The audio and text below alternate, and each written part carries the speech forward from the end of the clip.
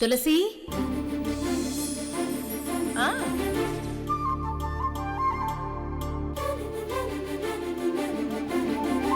రెండు జొన్న రొట్టెలు. వద్దమ్మా. అవ్వా, ఇది కూడా. అమ్మమ్మ తులసమ్మ చాలమ్మా. అరే వడ్డిస్తున్నాను కదా. అయ్యో అన్న ఎందుకమ్మా? వద్దమ్మా, చాలమ్మా, వద్దమ్మా. అరే ఉండు. అయ్యో చాలు చాలు చాలు చాలు. అయ్యో తినరా మళ్ళీ. ఆ టమాటా కర్రీ ఇవ్వు. ఉండు ఉండు ఉండు.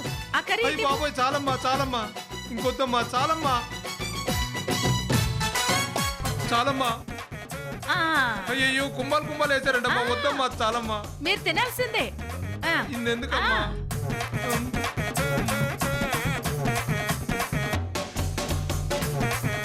ముక్క తప్ప రాగి ముద్ద నాకు అసలు దిగదు. ఇలా ఇరికించేసిందేంటి? మళ్ళీ ఏంటి ఆలోచిస్తున్నావు? తిను. తింటాను తింటాను తింటాను. ఛాలెంజ్ లో ఓడిపోవడానికి కూడా తులసి ఒక అవకాశంగా తీసుకొని వీళ్ళందరినీ ఒక ఆట ఆడుకుంటోంది. ఇలాగే జరగాలి. వీళ్లకు తగిన శాస్తి.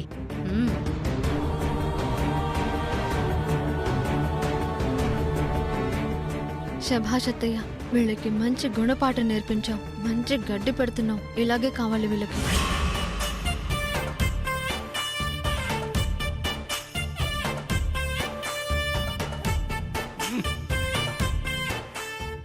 గోవర్ధన్ సార్, తింటున్నట్టు యాక్టింగ్ కాదు, తినండి. చెప్పండి మేడం.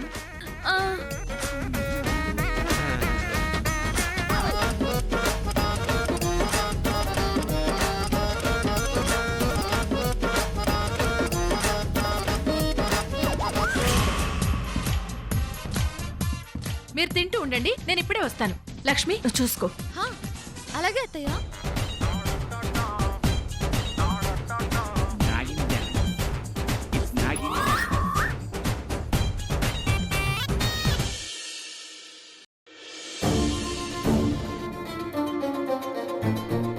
ఈశ్వర్, అర్జెంటుగా ఇక్కడికి రమ్మన్నావేంట్రా? ఏ విషయమైనా మనం ఇంట్లో మాట్లాడుకునే వాళ్ళం కదరా. ఏమైంది? బయట రుజువు అవ్వాల్సిన కొన్ని విషయాలు బయటే రుజువు అవ్వాలి కదా, అందుకే నేను ఇక్కడికి రమ్మన్నాను. నువ్వే విషయం గురించి మాట్లాడుతున్నావురా? పిల్లలు తప్పు చేస్తే తల్లి దండిస్తుంది, క్షమిస్తుంది, సరిదిద్దుతుంది. కానీ అలాంటి తల్లే పిల్లల్ని ద్వేషిస్తే, వాళ్ళ సంతోషాన్ని దూరం చేస్తే? ఈశ్వర్, నీ విషయంలో ఝాన్సీ ఎన్ని చెప్పినా, ఎన్నిసార్లు చెప్పినా నేను నిన్నే వెనకేసుకొచ్చాను. కానీ ఝాన్సీ మాటలు అస్సలు లెక్క చేయలేదు. పెళ్ళయ్యేంత వరకు అమ్మచాటు బిడ్డగా ఉన్న కొడుకు పెళ్ళయ్యాక కొన్నాళ్లకు భార్య చెప్పింది వినడం, నమ్మడం మొదలు పెడతాడు. కానీ ఇన్నాళ్ల వరకు నేను నమ్మలేదు. ఈశ్వర్, నువ్వే విషయం గురించి మాట్లాడుతున్నావు నాకు అర్థం కావట్లేదురా. నాకు ఇప్పుడిప్పుడే అర్థమవుతుందమ్మా. ఈశ్వర్, మీ అమ్మ కావాలనే నిన్ను నన్ను వేరు చేస్తుంది, దూరం పెడుతుంది అని ఝాన్సీ అంటే, ఝాన్సీ నిన్ను తప్పుగా అర్థం చేసుకుంటుంది అని నేను ఝాన్సీనే తిట్టానమ్మా. ఇంకోసారి నీ మీద ఎలాంటి అనుమానాలు పెట్టుకోవద్దని వార్నింగ్ కూడా ఇచ్చాను. కానీ తప్పు ఝాన్సీ వైపు లేదని అర్థమైంది. ఝాన్సీ మీద నీకు చాలా కోపం ఉంది. అది ఇలా తీర్చుకుంటున్నావని నాకు అర్థమైంది. రే ఈశ్వర్, నువ్వేనా ఇలా మాట్లాడుతున్నావు? నాకు ఝాన్సీ మీద కోపం ఏంట్రా? అవును, ఝాన్సీ నిన్ను ద్వేషిస్తుందని నువ్వు ఝాన్సీ మీద కోపం పెంచుకున్నావు. ఝాన్సీలాగా నువ్వు సూటు కొట్టి మాట్లాడలేవు కదా, బయట పడలేవు గనక నీ ప్రమేయం ఏమీ లేనట్టు ఇన్ని రోజు మమ్మల్ని విడదీస్తూ వచ్చావు. రే ఈశ్వర్, ఈ ప్రపంచం మొత్తం ఏకమై నన్ను తప్పుగా అర్థం చేసుకున్నా నేను బాధపడనురా. కానీ నా కడుపును పుట్టిన పిల్లలు ఇలా అపార్థం చేసుకుంటే నేను అసలు తట్టుకోలేనురా. మీ సంతోషం కోరే నేను మిమ్మల్ని ఎందుకు బాధ పెట్టాలని చూస్తానురా. ఇన్నాళ్ళు నేను అదే భ్రమలో బతికానమ్మా. కానీ ఇప్పుడు నాకు అర్థమైంది. నన్ను ఝాన్సీని 6 నెలల వరకు కావాలనే దూరం పెట్టాలని నువ్వు డిసైడ్ అయ్యావు. ఝాన్సీ అంటే నీకు ఇష్టం లేదు కనుక ఇలా చేస్తున్నావు. రే, నేనెందుకు అలా చేస్తానురా? 6 నెలల దాకా దాంపత్య జీవితానికి మీరు దూరంగా ఉండాలని రిషికేష్ గురువు గారు చెప్పారు కదా. చెప్పారు. ఆ గురువు గారు మల్లేషే కదా. వెంకట్, వాణ్ణి తీసుకురా.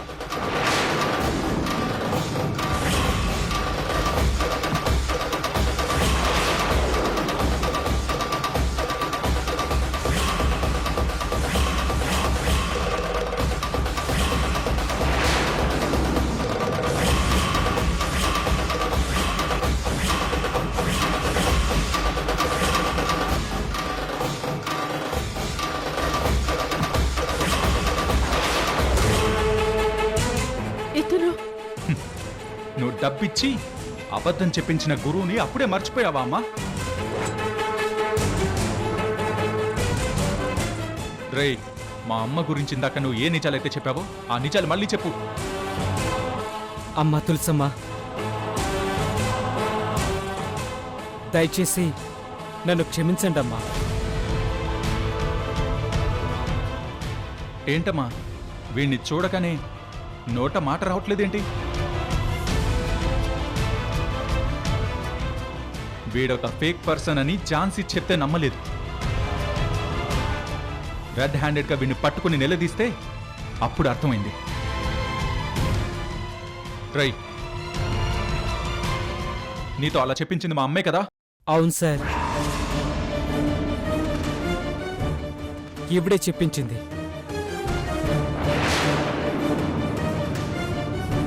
డబ్బు ఆశకపోయి ఆ రోజు గుళ్ళో నేను మీతో అలా చెప్పాను. నన్ను క్షమించండి అమ్మా.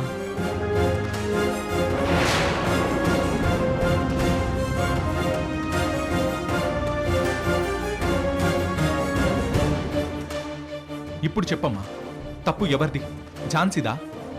నువ్వు ఇలాంటి పని చేశావని ఝాన్సీ నిన్ను చూడ్డానికి ఇష్టపడక కారులోనే కూర్చుంది. రే ఈశ్వర్, నేను అలా చెప్పింది నిజమే,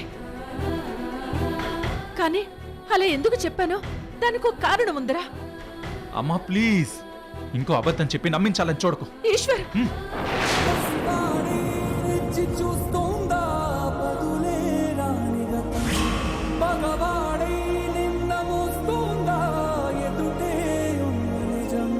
జరిగినదా కలవరం, దొరికినదా ప్రియవరం, కనుతడిగా కరిగినదా ఎలగదిలో సమరం.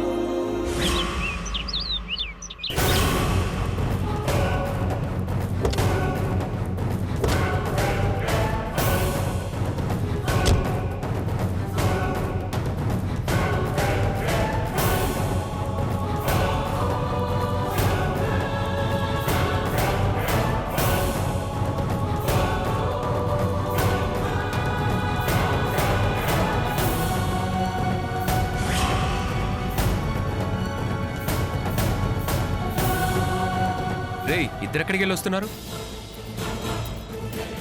రే ఈశ్వర్, అడుగుతుంది నిన్నరా? ఏమైందిరా?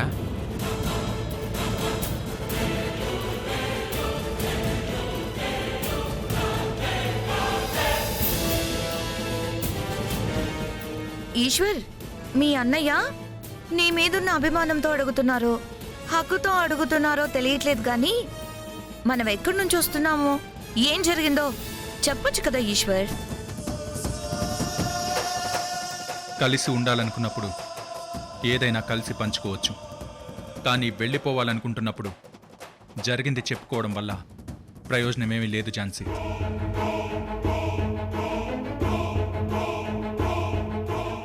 ఇంట్లో నీకు సంబంధించి ఏమేం వస్తువులున్నాయో అన్నీ ప్యాక్ చేయి. నా బ్యాగ్ నేను సర్దుకుంటాను. రే, సర్దుకోవడం ఏంట్రా? అసలు ఏం జరిగింది? ఈశ్వర్, ఏమైంది? నేను ఝాన్సీ వెళ్ళిపోతున్నాం వదినా.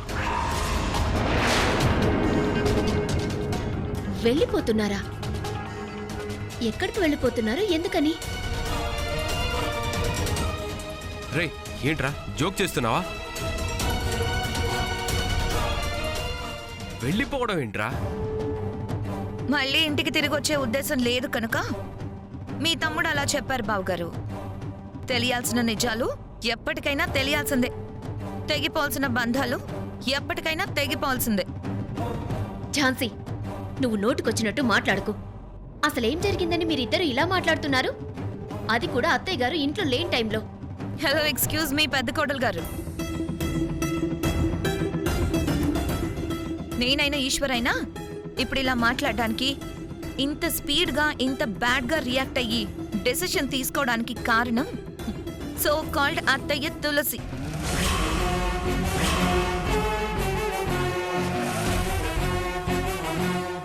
ఝాన్సీ,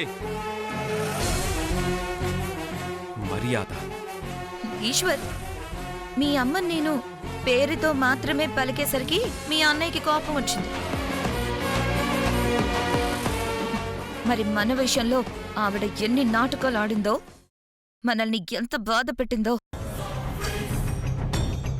అవన్నీ భరించినా మనకెంత కోపం రావాలి? వదినా, అమ్మ నాటకాలు ఆడడం ఏంటి? అమ్మ గురించి మాట్లాడేటప్పుడు కాస్త వెనక ముందు ఆలోచించి మాట్లాడొదినా. మరిది గారు,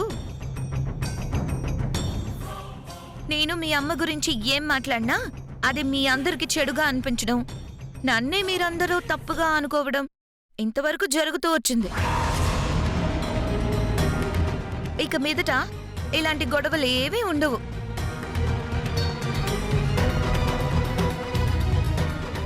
నువ్వు, మీ విష్ణు అన్నయ్య, మీ వదిన, మీ అమ్మతో కలిసి ప్రశాంతంగా ఉండండి.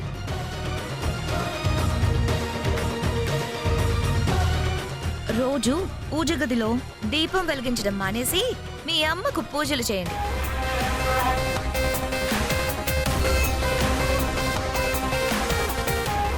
నాకు ఈశ్వర్కి ఎలాంటి అభ్యంతరం లేదు. మేము వెళ్ళిపోతున్నాం. ఝాన్సీ, ఏదో సాధించిన దానిలాగా అత్తయ్య ఏదో పెద్ద నేరం చేసినట్టు మాట్లాడింది చాలు. అసలు ముందు ఏం జరిగిందో అది చెప్పండి. ప్రతి విషయంలోనూ అత్తయ్య అత్తయ్య అంటూ ఆమెను కాకపడుతుంటావు కదా. మరి ఈ నాటకంలో నీ పాత్ర కానీ వాటా కానీ ఏం లేవా? ఝాన్సీ, దయచేసి నన్ను నువ్వు రెచ్చగొట్టకు. రెచ్చగొట్టకుండా నిజం చెప్పాలి, అంతేనా? సరే అయితే చెప్తాను. ఇప్పుడు కాకపోయినా తర్వాత అయినా మీకు తెలియాల్సిందే కదా. నేను ఈశ్వర్ సంతోషంగా కాపురం చేయడం, పిల్లల్ని కనడం మీ అత్తయ్యకి నచ్చట్లేదు. ముందు నువ్వే పిల్లల్ని కనాలని కోరుకుంటుంది.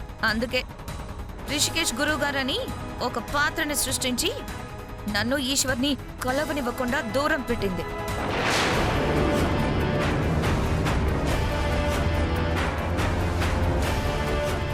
ఎవరైతే ఆ ఫేక్ పర్సన్ ఉన్నాడో వాణ్ణి పట్టుకొని మీ అత్తయ్య ఆడిన నాటకాన్ని వాడి నోటితోనే ఈశ్వర్కి చెప్పించాను.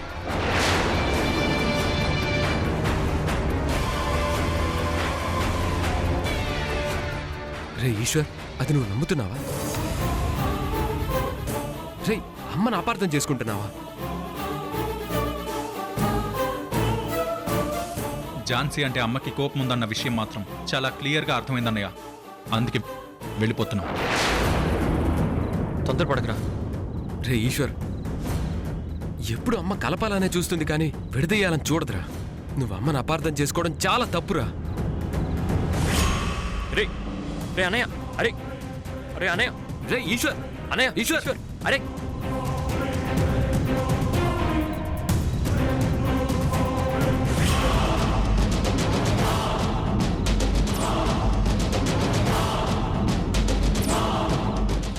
రే అన్నయ్య, ఈశ్వర్, రే ఈశ్వర్, రే రే ఈశ్వర్. ఈశ్వర్, చెప్పేదా? రే, రే. ఝాన్సీ అన్నయ్య, మాటలు నమ్మి నువ్వు అమ్మను అపార్థం చేసుకోవడం ఏంట్రా? అనే చెప్పేది వినన్నయ్య. అమ్మ మనందరం కలిసి ఉండాలని కోరుకుంటుందే తప్ప మనలో ఏ ఒక్కరు బయటికి వెళ్ళినా అమ్మ తట్టుకోలేదన్నయ్య. ఈశ్వర్, అత్తయ్య గారు ఏం చేసినా అందులో మంచి ఉంటుంది గాని ఎలాంటి స్వార్థం ఉండదు. అత్తయ్య గారు వచ్చే వరకైనా నువ్వు కొంచెం ఆగీశ్వర్. ఆవిడొచ్చాక నమ్మించడానికి మరో నాటకం ఆడుతుంది. అలాంటివేం వద్దనే మేము వెళ్ళిపోతున్నాం. మమ్మల్ని వెళ్ళనివ్వండి. వదిన వదిన, ఈశ్వర్, అమ్మ వస్తే అసలు విషయం ఏంటో తెలుస్తుంది. అబద్ధాలు తొలగిపోతాయి వదిన. ఆగండి వదిన.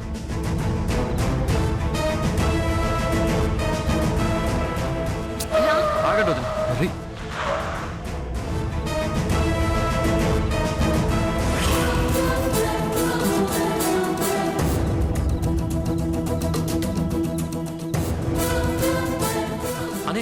వచ్చేస్తుందిరా.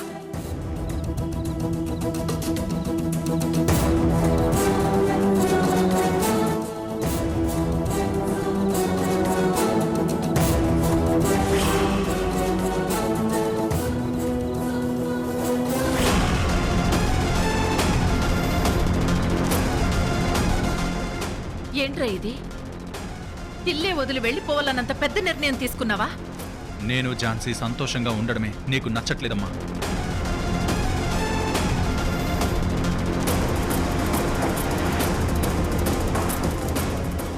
నీకు నచ్చని ఝాన్సీ నీ కంటికి దూరంగా వెళ్ళిపోతే నీకు సంతోషమే కదా?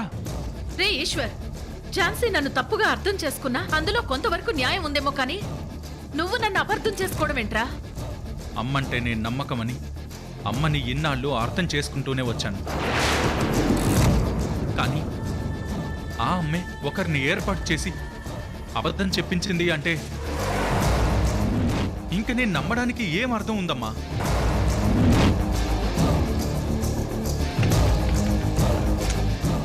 రే ఈశ్వర్,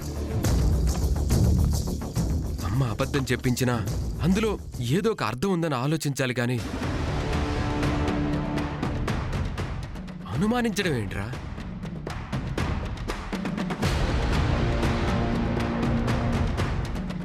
ఇంట్లో నుంచి వెళ్ళిపోవాలన్న ఆలోచన నీకు రావడమే చాలా పెద్ద తప్పురా. మనం అమ్మ ప్రేమని పెంపకాన్ని అవమానించినట్రా. ఇది నీకెందుకు అర్థం కావట్లేదు? బావగారు, ఈ ప్రేమలు పెంపకాలు గౌరవాలు చెప్పుకోవడానికి చాలా బాగుంటాయి. చెప్పుకునేంత గొప్పగా ఎవరు పాటించరు. ప్రేమ పెద్దరికం అనే ముసుగులో ఎవరి స్వార్థం వాళ్ళకుంటుంది. అదే మీ అమ్మ తులసిలో ఈ రోజు బయటపడింది. ఝాన్సీ, నువ్వు ఎవరి మీద నింద వేసినా ఎవరిని తప్పు పట్టినా మేము సహిస్తామేమో కానీ అత్తయ్య గారి మీద లేనిపోని నింద వేస్తే మాత్రం అస్సలు సహించం. హలో ఉత్తమ కోడలు రేవతి గారు,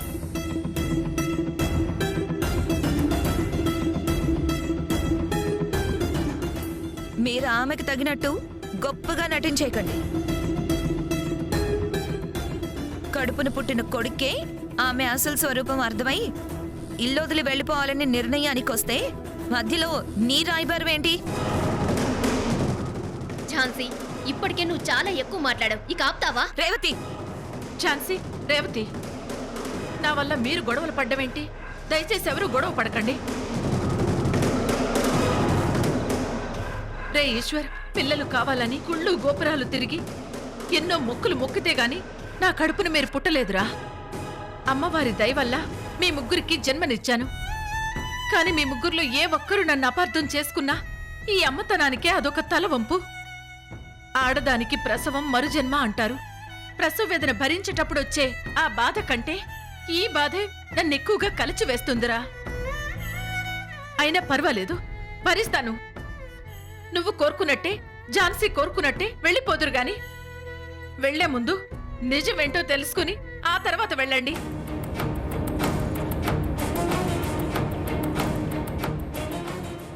ఏంటండి నిజం? నిజం అనే వంకతో మీరు ఇప్పటికిప్పుడు మళ్ళీ ఒక అబద్ధం సృష్టించి మళ్ళీ ఒక నాటకవాడి మమ్మల్ని ఇక్కడే పడుండేలా చేస్తారా? ఇంకా మిమ్మల్ని ఇక్కడ నమ్మడానికి ఎవ్వరూ సిద్ధంగా లేరు.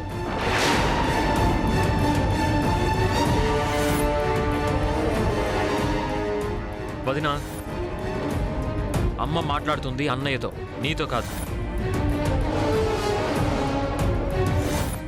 అమ్మ చెప్పేదేంటో వినకుండానే నాటకం అంటావేంటి ఝాన్సీ?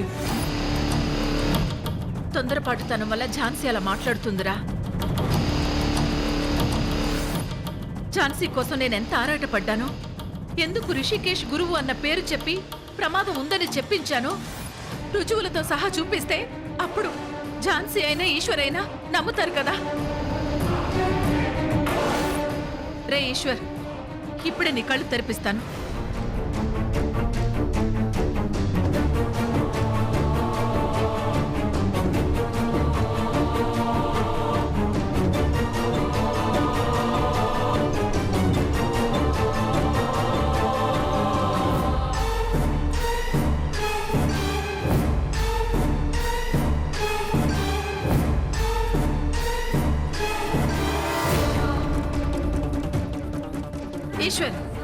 తల్లి కష్టంతో బాగా చదువుకుని మంచి ఉద్యోగంలోనే సెటిల్ అయ్యావు కదా.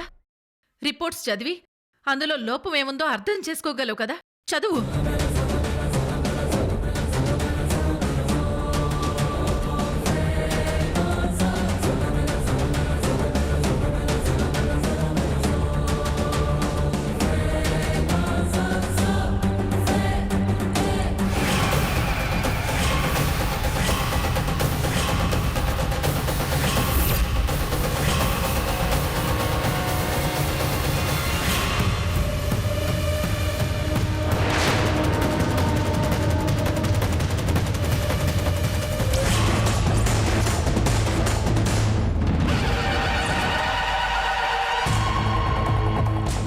ఝాన్సీ, వాడికేం అర్థమైందో నీకు అర్థం కాలేదు కదా.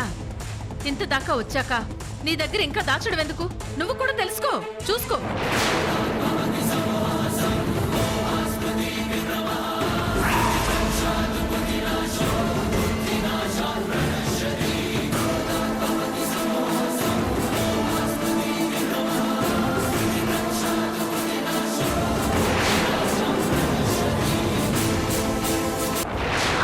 లక్ష్మి, సంజయ్ ఏమైంది నాన్న? కాలు బెనికినట్టుంది మమ్మీ. వాడిని బయటికి తీసుకురావడానికి నువ్వు నన్నే వదిలి నీ పుట్టింటికి వెళ్ళావు. నేను జ్యోతి గురించి ఇప్పుడు ఆలోచించట్లేదు, కానీ నువ్వు కావాలనే జ్యోతిని గుర్తు చేస్తున్నావు. లేదంటే నేను కాపురానికి పనికిరానన్న నిజం లక్ష్మికి తెలిసిపోతుంది. ఈ నిజం లక్ష్మికి ఎప్పటికీ తెలియకూడదు.